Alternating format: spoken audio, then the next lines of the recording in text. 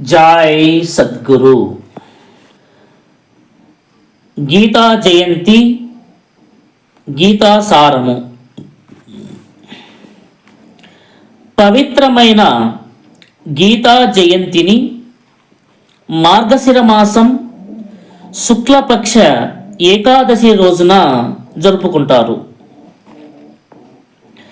ఈ సంవత్సరం గీతా జయంతిని డిసెంబర్ నెల 11వ తేదీన జరుపుకోబోతున్నారు. గీతామాత ఆవిర్భావము. కలియుగ ప్రారంభానికి 38 సంవత్సరముల ముందు ద్వాపర యుగాంతములో మహాభారత యుద్ధ ప్రారంభమునందు కురుక్షేత్ర యుద్ధ రంగంలో భగవద్గీత శ్రీకృష్ణ భగవాను చేత అర్జునునికి ఉపదేశించబడినది. ఇప్పటికీ గీతామాత ఆవిర్భవించి సుమారుగా 5156 సంవత్సరములు గడిచినది. గీత త్యాగమును తత్వజ్ఞానమును బోధిస్తుంది. శోకపూరితమైన మానవ జన్మను ఉద్ధరించడానికై ఆవిర్భవించినటువంటి కల్పతరువు గీతాశాస్త్రము. గీత అన్నది అనేక సందర్భాలలో, అనేక రూపాలలో, అనేక పేర్లతో గీతాపదేశం జరిగినది. వీటిలో శివగీత, బ్రహ్మగీత, గణేష గీత, పరాశర గీత, హంసగీత, భిక్షుగీత, అవధూత గీత, రుభుగీత, దేవగీత, కపిల గీత, వశిష్ఠ గీత, హనుమ గీత, ఉద్ధవ గీత వంటివి అనేకము కలవు. వీటన్నింటిలో కూడా భగవద్గీతకు విశేషమైన స్థానం ఉన్నది. ఎందుకంటే శ్రీకృష్ణ భగవానుడే స్వయంగా చెప్పినట్లు, గీతా మే హృదయం పార్థ, గీతా మే సారముత్తమం, గీతా మే జ్ఞానం, మత్యగ్రం గీతాజ్ఞానమవ్యయం. అనగా, ఓ అర్జున, గీతయే నా హృదయము, గీతయే నా ఉత్తమ తత్వము, గీతయే నా తేజోవంతమైన నాశనరహితమైన జ్ఞానము. అంతేకాక గీతాశాస్త్రమిదం పుణ్యం యః పఠేత్ ప్రయతః పుమాన్ విష్ణోపదమవాప్నోతి భయశోకాది వర్జితం. అనగా, పరమ పావనమైన ఈ గీతాశాస్త్రమును ఎవరు ప్రయత్నపూర్వకంగా పఠిస్తారో అట్టివారు భయశోకాది రహితమగు విష్ణు పదమును చేరగలరు. ఎవరు గీతాశాస్త్రమును అహర్నిశలు శ్రవణం చేస్తూ పఠిస్తూ ఉంటారో అట్టివారు నిస్సంశయంగా దైవస్వరూపులే. భగవద్గీత మహాభారతములోని భీష్మ పర్వంలో 25వ అధ్యాయం నుండి 42వ అధ్యాయం వరకు పేర్కొనబడినది. శ్రీమద్ భగవద్గీత సాక్షాత్తు విష్ణు భగవానుని దివ్యవాణి. దీని మహిమ అపారమైనది, అపరిమితము. ఇది చింతామణి వంటిది మరియు మోక్షదాయిని. భగవద్గీతలో 700 శ్లోకాలు ఉన్నాయి. మొదట, ధర్మక్షేత్రే కురుక్షేత్రే సమవేతాయుయుత్సువః మామకాః పాండవైశ్చైవ కిమకుర్వత సంజయ అనే శ్లోకంతో ప్రారంభమై,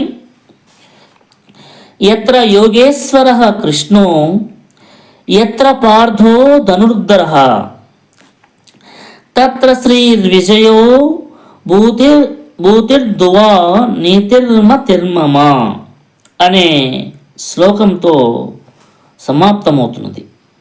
ఈ యొక్క శ్లోకం యొక్క అర్థం ఏమంటే, ఓ రాజా, యోగేశ్వరుడైన శ్రీకృష్ణ భగవానుడు, గాంధీవ ధనుర్ధారి అయినటువంటి అర్జునుడు ఎచట ఉంటారో అచట సర్వ సంపదలు, సర్వ విజయములు, సకలైశ్వర్యములు మరియు స్థిరమైన నీతి ఉంటుంది. ఈ శ్లోకంతో సమాప్తమవుతుంది భగవద్గీత. భగవద్గీతను విచారించడము, భగవద్గీతను వివరించడము కేవలం సాక్షాత్తు శ్రీకృష్ణ భగవానునికే సాధ్యం. ఇక నాకున్నటువంటి పరిమిత జ్ఞానంతో నేను సేకరించిన గీతాసారంలోని కొంత భాగాన్ని క్లుప్తంగా వివరిస్తున్నాను. ఓ అర్జున, అశాశ్వతమైన శరీరంపై వ్యామోహము వీడి నిష్కామ బుద్ధితో నీ కర్తవ్యమును నిర్వర్తించుము.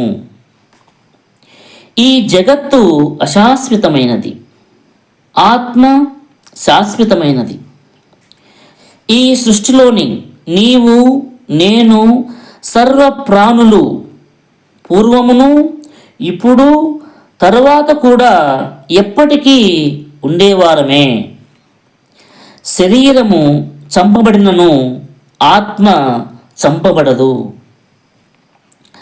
సత్యము, నిత్యము, నిరాకారమైన ఆత్మను తెలుసుకోవడం ద్వారా మానవ సహజ లక్షణాలైనటువంటి కోపము, బాధ, భయము నుండి విముక్తిని పొందగలము. ప్రతి ఒక్కరూ ప్రతి క్షణము కర్మలు ఆచరిస్తూనే ఉంటారు. ఆ కర్మలు పూర్వవాసన ప్రభావం చేత, ప్రకృతి ప్రేరేపితం చేత ప్రతి ఒక్కరూ తప్పక చేయవలసినదే.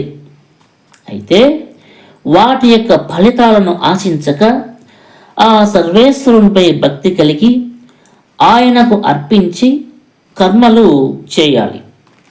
అదియే నిష్కామ కర్మయోగము. కర్మలు చేయకపోవడం కంటే కర్మలు చేయడం శ్రేష్టమైనది. కర్మలను సంతాపం లేకుండా చేయడం ద్వారా శాంతి లభిస్తుంది. శాంతి లేని వారికి సుఖం లభించదు. కామము, క్రోధము, లోభములు నరకద్వారములు. ఇవి మానవుని అధోగతి పాలు చేస్తాయి. ప్రప్రథమముగా కామమును జయించడానికై శ్రద్ధ గలవాడవై జ్ఞానులను, యోగులను, సద్గురువులను చేరి జ్ఞానమును పొందాలి. ఈ ప్రపంచమునందు జ్ఞానముతో సమానమైన పవిత్రమైన వస్తువు మరొకటి లేదు. ఈ జ్ఞానం ద్వారా కామక్రోధాదులు, సర్వ సంశయములు రహితమవుతాయి. అట్టి స్థితియే పరమానంద స్థితి. అట్టి స్థితిని పొందడానికై మనస్సును ఆత్మయందు లగ్నం చేయాలి. అలా చేసినటువంటి వాడే ముక్తుడు అని పిలువబడతాడు. మనస్సును నిగ్రహించడం కష్టసాధ్యమే. కానీ అభ్యాస, వైరాగ్యములు, సత్కర్మలు చేయడం ద్వారా దానిని నిగ్రహించవచ్చును. సత్కర్మలు చేసిన వారు ఎప్పుడూ దుర్గతి చెందరు. దారమునందు మనులు అల్లిక వలె ఈ సమస్త జగత్తు ఆ పరమాత్మను ఆశ్రయించి ఉన్నది. ఆ పరమేశ్వరుని శరణు పొందిన వారు ఈ జగత్మాయను జయించగలరు. ఈ సమస్తము వాసుదేవమయం కావున సర్వకాల సర్వావస్థల యందును ఆ వాసుదేవుని స్మరిస్తూ నీ కర్తవ్యమును నిర్వర్తించు. అనన్య చిత్తముతో నిత్యము ఆ శ్రీకృష్ణ భగవానుని ధ్యానించు పుణ్యశీలులు ఎప్పటికీ ముక్తులే. పూర్వజన్మ కర్మల ద్వారా పొందిన సుఖరహితమైన ఈ జన్మ జనన మరణ రూప సంసార సాగరం నుండి భగవానుడు దాటించగలడు. సమస్త ఉపాధుల యందు ప్రజ్ఞారూపుడై పరమాత్మ ప్రకాశిస్తూ ఉన్నాడు. మానవ ఉపాధి కారకులైన కామక్రోధాదులను త్యాగం చేయడం ద్వారా శాంతిని, ముక్తిని పొందగలరు. సర్వకాల సర్వావస్థల యందును ఆ సర్వేశ్వరుని ధ్యానించు భక్తుడంటే ఆ భగవానునికి అత్యంత ప్రీతిపాత్రము. ఈ కలియుగమునందు అనన్య భక్తి ద్వారా దైవాన్ని చేరడం అత్యంత సులువైన మార్గము. గతములో చేసిన మంచి కర్మలు కానీ చెడు కర్మలు కానీ తప్పక ఫలితాన్ని ఇస్తాయి. ప్రారబ్ధ కర్మలు తప్పక అనుభవించవలసినదే. ఆ ప్రారబ్ధ కర్మలను అనుభవిస్తూనే అన్ని ప్రాణుల యందు ఉన్న ఆత్మ ఒకటేనని గ్రహించి ఒకరిని ద్వేషించడము అంటే తన్ను తాను ద్వేషించుకున్నట్లేనని, ఒకరిని ప్రేమించడము, సేవించడము అంటే తన్ను తాను సేవించుకున్నట్లేనని గ్రహించిన నాడు హింస, అశాంతి, అలజడి ఉండదు. సమస్త జీవులలో ఉన్న ఆత్మస్వరూపాన్ని దర్శించిన వాడు నిత్యముక్తుడే. శరీర మనసేంద్రియమును ఈ దృశ్యరూప ప్రపంచము ఇచ్చేటువంటి సుఖములు శాశ్వతమని భావించడమే పరధర్మమును పాటించడము అంటే. అలా కాక స్వధర్మము అనగా ఆత్మ సాక్షాత్కారం పొందడమే స్వధర్మము. ఇది కష్టసాధ్యమైన శాశ్వత ఆనందాన్ని ఇస్తున్నది. ఇదియే శ్రేయస్కరము. వేల కొలది జనులు ఆత్మతత్వాన్ని పొందడానికి ప్రయత్నించగా ఒకానొకడు మాత్రమే ఆత్మతత్వాన్ని దర్శించగలడు. ఈ ఆత్మతత్వమే అందరి లక్ష్యము, గమ్యము కావాలి. అందుకై సర్వకర్మలను ఆ సర్వేశ్వరునికి అర్పించి అనన్య భక్తితో నిరంతరము ఆ సర్వేశ్వరుని ధ్యానించడము, ఆ సర్వేశ్వరుని భరించడము, ఆ సర్వేశ్వరుని పఠించడం ద్వారా ఆ సర్వేశ్వరునే చెందగలము అని భగవద్గీత నందు వివరించడం జరిగినది. జై సద్గురు.